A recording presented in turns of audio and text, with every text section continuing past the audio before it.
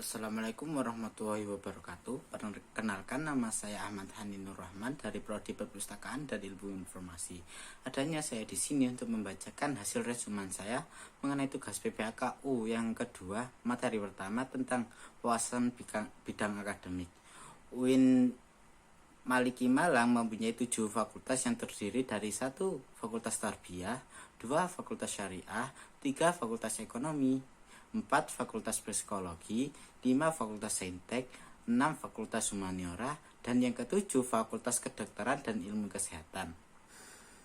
Di UIN Maulana Malik Ibrahim Malang terdapat 2 integrasi. Yang pertama, integrasi keilmuan yang memadukan antara sains dan Islam, dan yang kedua, integrasi kelembagaan yang memadukan antara pendidikan tinggi dengan pendidikan pesantren.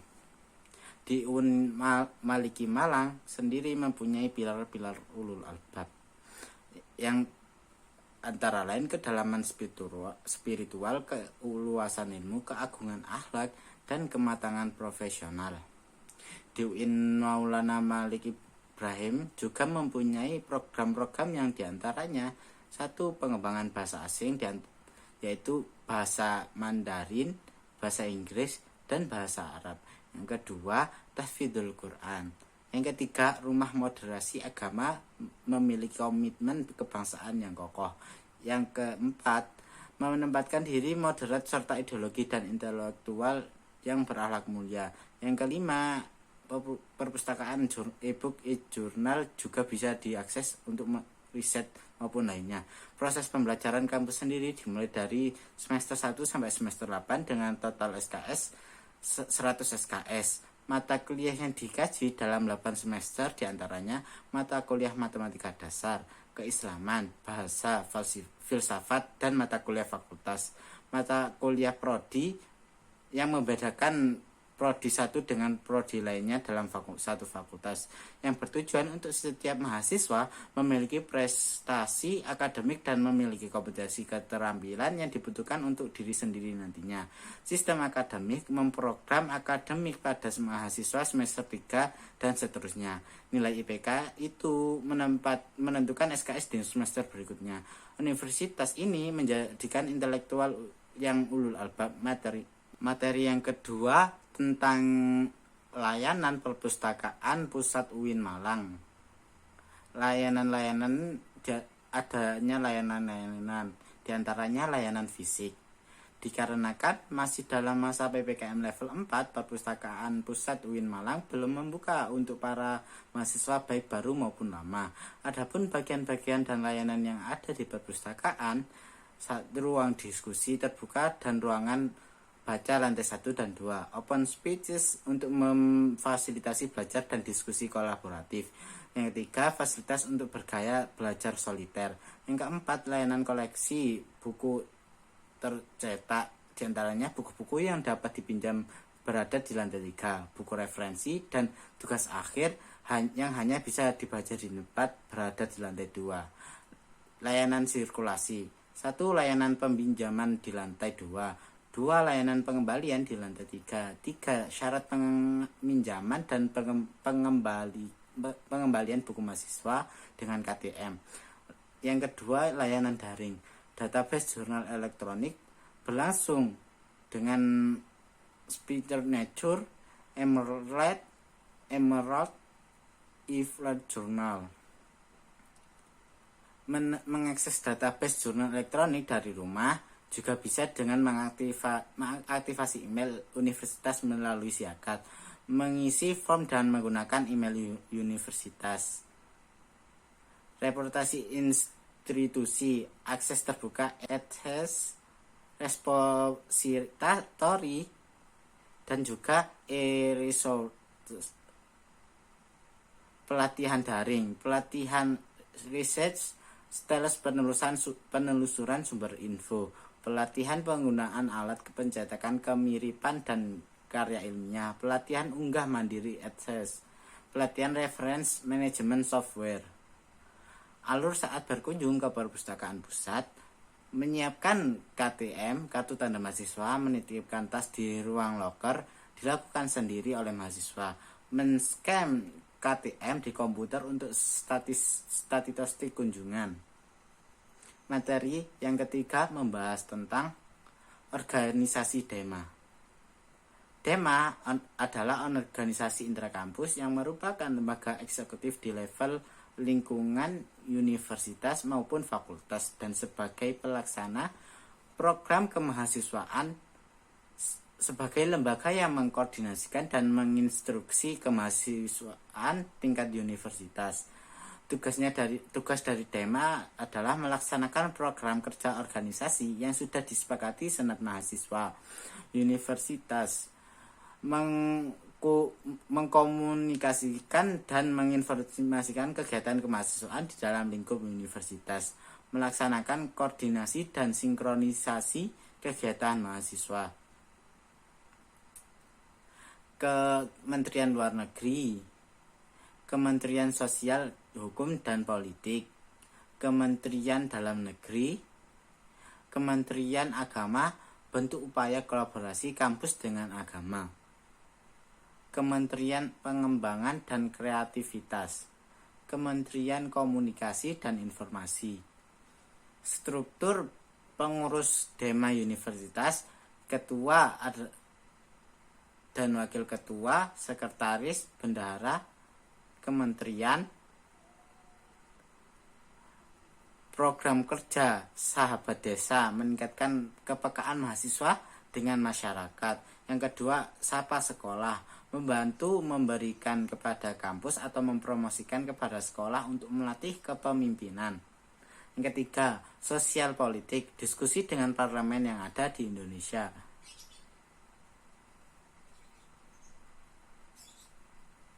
Materi yang keempat tentang Senat Mahasiswa. SEMA merupakan organisasi mahasiswa UIN Malang yang berperan sebagai lembaga legislatif yang mengkoordinir DEMA, UKM, dan HMJ. Visi dari SEMA sendiri adalah terwujudnya Senat Mahasiswa sebagai lembaga legislatif transformatif. Yang kedua, kolaboratif berdasarkan asas kebersamaan dan kekeluargaan serta menjunjung tinggi profesionalitas. Fungsi SEMA sendiri adalah 1. Advokasi, 2. Legislasi, 3. Pengawasan, dan yang keempat penganggaran. Tugas SEMA adalah mengawasi dan mengontrol DEMA Universitas. Yang kedua, memberikan persetujuan setiap kegiatan yang akan dilaksanakan oleh DEMA Universitas. Yang ketiga, memberikan pengesahan setiap laporan tanggung jawaban setelah selesai. Agenda dari SEMA memvalidasi aspirasi mahasiswa, mengesahkan peraturan DEMA. Wewenang SEMA adalah 1. Membantu undang-undang yang dibahas dengan presiden mahasiswa. Yang kedua, menanggung dan mempertimbangkan segala aspirasi mahasiswa. Yang ketiga, Komisi SEMA, Komisi 1. Komisi Advokasi dan Hukum, 2. Komisi Organisasi dan Kemahasiswaan yang mengawal ormawa di seluruh UIN Malang. Yang ketiga, Administrasi dan Keuangan, pembuatan peraturan administrasi. Yang keempat, Informasi dan Komunikasi, alat publikasi terkait kinerja SEMA. Badan pengurus 1. Ketua Umum, Sekretaris Jenderal dan Bendahara. 2. Komisi A, 3. Komisi B, 4. Komisi C, 5. Komisi D. Materi yang kelima, saya akan membahas tentang UKM. Di materi ini saya hanya menjelaskan tentang UKM Menwa dan UKM Pramuka. Apa itu Menwa? Menwa adalah resimen mahasiswa. Sejarah Menwa diawali pembentukan oleh Jenderal Haji Nasution tahun 1959 di Jawa Barat dan berdiri tanggal 17 November 1981 di Jawa Timur. Moto Menwa sendiri, Widya Castrena Dharma Siddha, penyempurnaan pengabdian dengan ilmu pengetahuan dan ilmu keprajuritan. Asas dasar Menwa adalah UUD pasal 30, UUD nomor 3 tahun 2002, Surat Keputusan Bersama 3 menteri. Fungsi dari Menwa adalah 1. Melaksanakan pembinaan anggota resimen mahasiswa. 2. Membantu terwujudnya kampus yang kondusif. 3. Membantu TNI atau Polri. Tugas dari Menwa sendiri adalah 1. Menciptakan dan menjaga lingkungan agar selalu aman dan tentram. Resimen Satuan 811 Wiracakti Yuda, mahasiswa bagian provinsi anti lembaga. 8 sebagai Kodam Brawijaya dan 11 sebagai nomor urut resimen mahasiswa se-Jawa Timur. Arti Wiracakti Yuda adalah prajurit atau pemimpin yang sakti dan tahan akan segala bentuk halangan dan rintangan dalam melaksanakan tugas. Pelatihan dan pendidikan Menwa, pelatihan berjenjang khusus dan lain-lainnya. Struktur Menwa sendiri terdiri dari rektor, pembina satuan, unsur kepemimpinan, staf ahli, staf Menwa, komandan, wakil komandan, staf ahli, staf undiklat, staf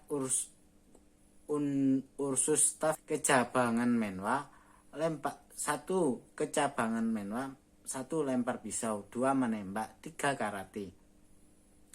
Prestasi sendiri: 1 pernah menjuarai juara 1 MHQ 5 juz, juara 2 cerdas cermat, 3 juara 3 lempar pisau, 4 juara 1 desain poster nasional, 5 juara 3 lomba karya tulis ilmiah, 6 juara harapan 1 karya tulis ilmiah. Yang kedua adalah UKM Pramuka. Visi dari UKM Pramuka menjadikan anggota rancana yang berpengetahuan luas, berbudi pekerti luhur, dan berpegang teguh pada kode kehormatan. Misinya: 1. Meningkatkan kualitas pendidikan, pelatih dan mengembangkan minat bakat anggota rencana Gudep Kota Malang. Yang kedua, membentuk anggota rencana yang berakhlakul karimah. Yang ketiga, menjadi anggota rencana yang kritis, dinamis, dan kreatif. Yang keempat, mengamalkan nilai-nilai kode kehormatan Pramuka. Tujuan dari UKM Pramuka adalah 1. Terwujudnya kualitas anggota rencana yang memiliki loyalitas dan dedikasi terhadap rencana. Yang kedua, tercapainya anggota rencana yang berakhlakul karimah. Yang ketiga, terwujudnya TNI Bina Dega. Yang keenam, terwujudnya anggota rencana yang mampu berpikir logis dan sistematis. Struktur dari UKM Pramuka sendiri adalah 1. Ketua Dewan Rencana, 2. Wakil Ketua Dewan Rencana, ketiga Sekretaris 1 dan 2, yang keempat Bendahara 1 dan 2. Program kerja dari UKM Pramuka sendiri: Anjasana, 2. Perkemahan Wirakarya, yang ketiga temu alumni, yang keempat musyawarah Pandega. Tugas dari Menwa adalah rapat kerja, 2. Rapat bulanan, 3. Rapat internal bidang, 4. Rapat anggota, 5. Rapat triwulan, 6. Welcome party. Bagian-bagian yang masih dalam lingkup UKM Pramuka UIN Malang. Yang pertama ialah pemangku adat, 2. Dewan Kehormatan Pandega, yang ketiga OPS Diklat, operasi pendidikan dan latihan. Yang keenam Pardan Opramtara. Yang ketujuh pelantikan anggota rencana. Program kerja: perkemahan akhir tahun dan latihan dasar kepemimpinan. Tugasnya adalah Olvis, Larut, dan Makrab. Yang kedua, upacara rutin dan outbound. Materi yang keenam atau yang terakhir ialah kebangkitan bangsa menuju Indonesia tangguh. Peta sebaran kasus COVID-19, jumlah kasus di dunia ialah 216 juta jiwa. Jumlah kasus di Indonesia sendiri 4.066.000 sekian. Kunci mengendalikan pandemi itu adalah 2. Vaksinasi dipercepat untuk healthy immunity. Disiplin berprokes dampak terhadap COVID-19. 1. Turunnya pertumbuhan sektor ekonomi. Dua, melemahnya daya beli. Yang ketiga, hilangnya pekerjaan. Sektor pendidikan. 1, putus sekolah. 2, anak harus bekerja. 3, presi orang tua. 4, kekerasan pada anak dan risiko eksternal. 5, penurunan capaian belajar. Pada sektor sosial adalah 1, meningkatkan angka kematian. 2, meningkatkan angka kriminalitas. Kebijakan sektor pendidikan. 1, bantuan kuota. 2, bantuan subsidi upah. Yang ketiga, bantuan UKT. Yang keempat, rumah sakit pendidikan. Pentingnya kolaborasi hexahelix ialah model kolaborasi masa depan yang mampu menaikkan kelas sektor ekonomi, pendidikan, dan sektor lainnya. Rantaian hexahelix adalah 1, komunitas ormas, pebisnis, pemerintah, akademis universitas, partai, politik, media massa. 3, kekuatan pengubah dunia. 1, kemajuan teknologi. 2, agama. Yang ketiga adalah pasar. Mencerdaskan, menyiapkan diri secara intelektual, menguatkan pondasi keagamaan, dan menyiapkan berbagai keahlian generasi muda yang tidak boleh ditawar lagi. Peran dan peluang UIN atau PTKIN. 1, sebagai arus utama pengembangan teknologi digital. 2, link and match dengan sektor industri. Yang ketiga, menjadi kekuatan socio-teknopreneur. Yang keempat, eksternum ajaran agama inklusif, menjadi generasi unggul. Yang pertama, keagungan moral dan spiritual. Yang kedua, gandrung ilmu pengetahuan. Yang ketiga, memiliki digital quotient. Yang keempat, kelemahan peduli sosial. Mungkin cukup dari saya. Apabila ada salah ucap, mohon dimaafkan. Wassalamualaikum warahmatullahi wabarakatuh.